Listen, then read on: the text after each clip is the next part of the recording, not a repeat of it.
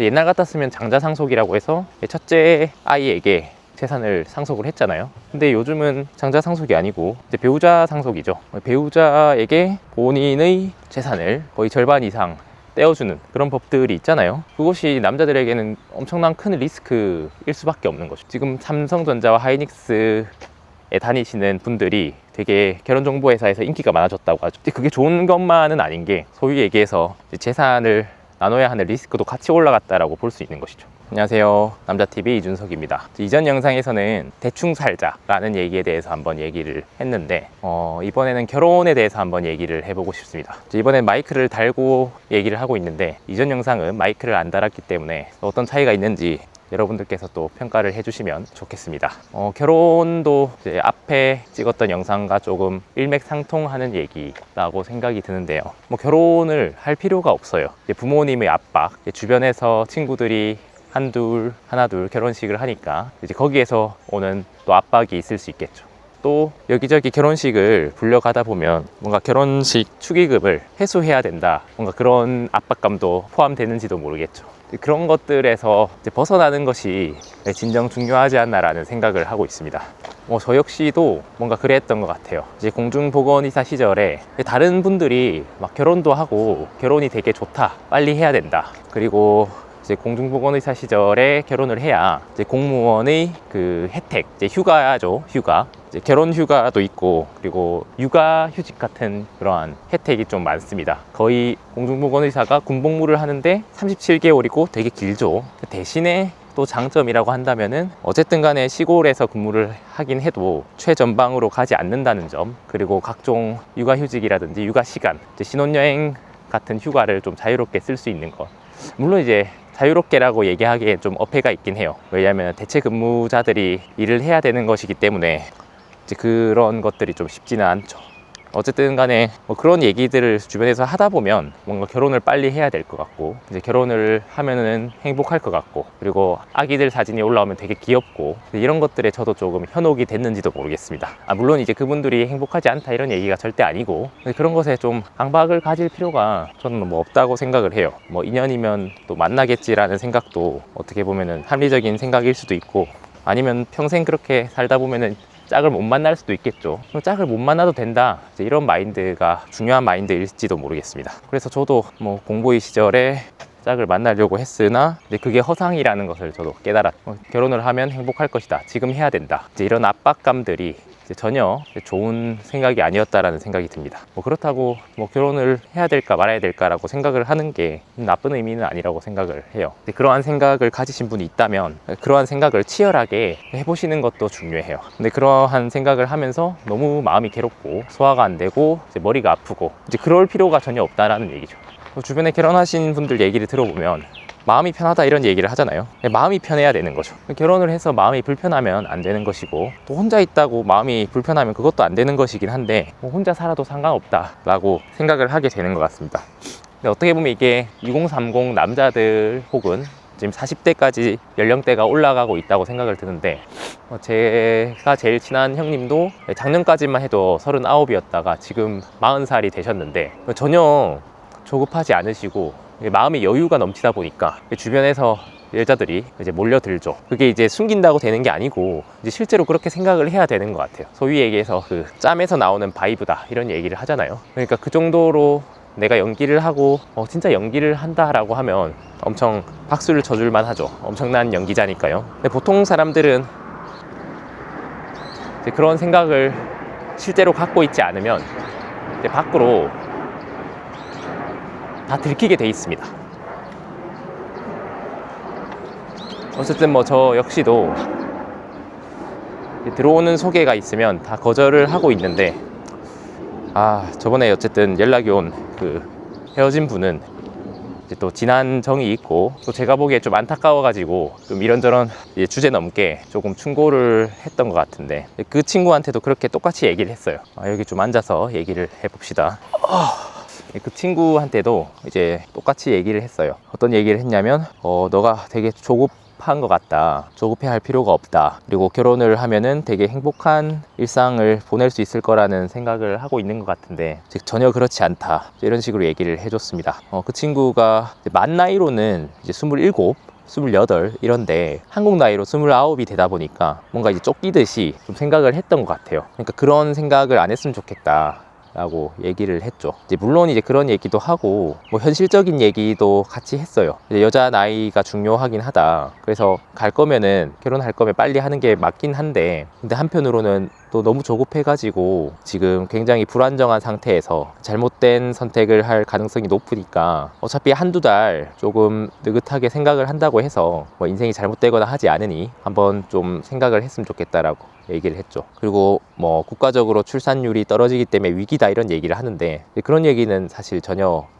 들을 필요가 없습니다. 국가가 존재하는 이유가 개인의 행복을 보장하기 위함이잖아요. 그게 무조건 개인을 위해서 국가가 희생해야 된다 이런 한쪽으로 치우치는 흑백 논리가 아니라 뭐 사회계약론이라고 해서 국가의 존재 이유에 대해서 얘기를 한 학자들이 많았죠. 그리고 이번에 포천 예비군 사망 사건에서도 알 수 있듯이 이제 국가라는 것이 우리가 희생하고 이제 세상을 떠난다고 해서 알아주지 않습니다. 이제 그것이 지금의 현실이기 때문에 국가라는 시스템을 잘 운영하는 것은 우리들의 개인적인 의지의 합으로 되는 게 아니고, 뭐 정치인들과 고위 관료 뭐 구조를 잘 짜야 되는 게 중요하죠. 물론 이런 그런 구조를 잘 짜는 사람을 선출하는 것도 결국에는 국민들의 몫이라고는 할 수 있는데, 어쨌든 개인의 의지만으로는 이제 국가가 운영되고 이런 것은 아니라는 거죠. 마찬가지로 출산율도 출산율이 떨어져서 되게 나라가 위기다라고는 하는데, 그거는 우리의 잘못이 아니라는 거죠. 사회 분위기가 바뀐 것도 있고, 뭐 혹자는 스마트폰의 보급 때문이다 이렇게 말씀을 하시는 분도 계신데, 뭐 그것도 틀린 말씀은 아닌데, 뭐 어찌됐든 간에 숫자가 증명하는 것은 개개인들이 결혼과 출산을 하고 싶지 않다는 것이 드러난 것이니까요. 청설모인지 다람쥐인지 지금 옆에 돌아다니고 있네요.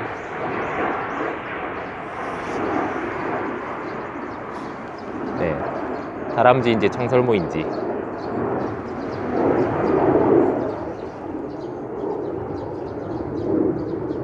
네, 저한테 왜 오는지 모르겠는데 저한테 오고 있습니다. 네.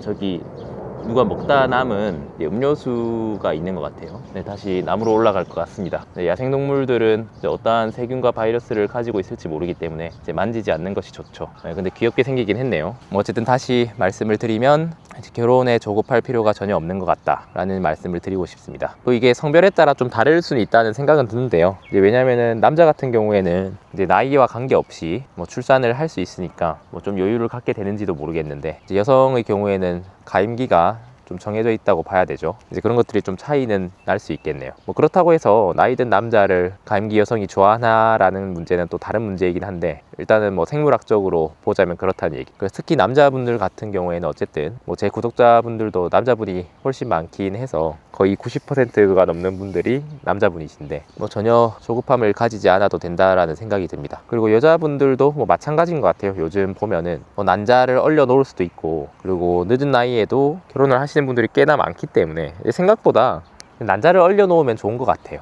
제 생각에는. 갑자기 얘기하다가 보니까 생각이 났는데, 난자 얼리라는 얘기도 좀 재회한 그 친구한테 한번 권유를 해야 될 것 같습니다. 그리고 결혼이라는 제도 자체가, 원래 저도 결혼에 대해서 많이 생각을 해봤는데, 결혼의 유래 이런 것들을 보면 결국에는 사유재산을 상속하기 위함 이라는 결론이 많더라고요. 왜냐하면은 사유재산이 우리나라뿐만이 아니고 보통 일반적으로 장자 상속, 그러니까 첫째 남자에게 상속이 많이 되는 걸로 알고 있는데, 그 과정에서 결혼이라는 특수성을 이용해서 나의 아이임을 증명하면서 나의 재산을 물려줄 수 있는 그러한 제도로서 결혼이 자리를 잡게 된 거죠. 저도 많이 논문도 검색을 해보고 찾아봤는데, 결국에는 사랑이라는 것도 중요하지만 옛날 사람들 역시 사랑이라는 것은 유통기한이 있는 것이고 중요한 것이 아니라는 결론에 도달했던 게 아닌가 싶습니다. 물론 완전히 중요하지 않다 이런 뜻이 아니고 상대적으로 덜 중요하다라는 결론에 도달을 했던 것 같아요. 갑자기 뭐 톱질하는 소리가 나는 것 같더니, 아까 그 다람쥐인지 청설모인지 도토리를 까먹고 있었던 것 같습니다. 뭐 어쨌든 결혼이라는 것에 대해서 또 어떤 점을 알았냐, 옛날부터, 요즘은 이제 과학이 많이 발달해서 유전자 검사 같은 게 있잖아요. 근데 이런 얘기를 하면 이제 여자분들은 되게 싫어하는데, 근데 남자분들에게는 이게 현실이거든요. 이게 내 아이인지 아닌지가 굉장히 중요하죠. 남의 아이를 키운다는 것 자체가 이제 본능이 거스르게 돼 있어요. 리처드 도킨스의 이기적 유전자 이런 얘기도 이제 많은 사람들에게 공감을 받았던 거거든요. 이 이기적 유전자라고 하는 것이 이제 나의 개체가 내 의지대로 움직이는 것이 아니고, 내 의지대로 움직이는 것이 아니라 유전자의 명령에 따라 움직인다라고 하잖아요. 유전자가 결국에는 본인이 아니죠. 유전자가 이제 똑같은 개체를 복제를 해야 되는데, 이제 그게 실패했다라고 하면 그 분노가 이제 개체로 전달되는 것이 아닌가 이런 생각을 했는데, 이제 여성의 경우에는 어쨌든 이제 본인이 아이를 거의 10개월 동안 잉태를 하고 있으니 본인의 아이라는 것을 증명하지 않아도 되는 것이죠. 남자의 경우에는 그것이 증명이 불가능하다 보니 이제 그런 결혼이란 제도를 통해서 이제 다른 이성과의 접촉을 막는 이제 그런 형태로 진화를 했던 건데, 현대사회는 과학이 유전자 검사를 가능하게 했고, 그리고 뭐 여성의 사회 진출도 마찬가지고, 뭐 여러 가지 이제 변화가 일어나면서 굳이 결혼을 할 필요가 없게 된 거죠.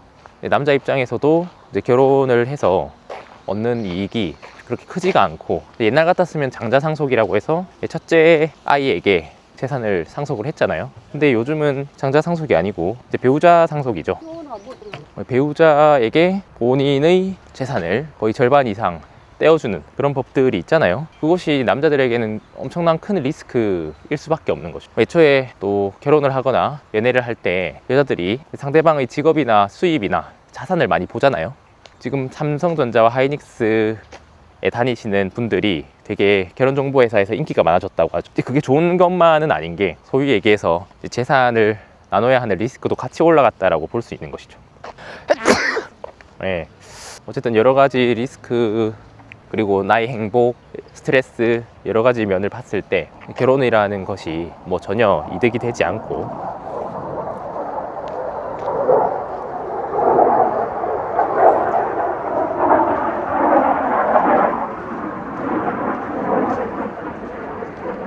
네, 비행기가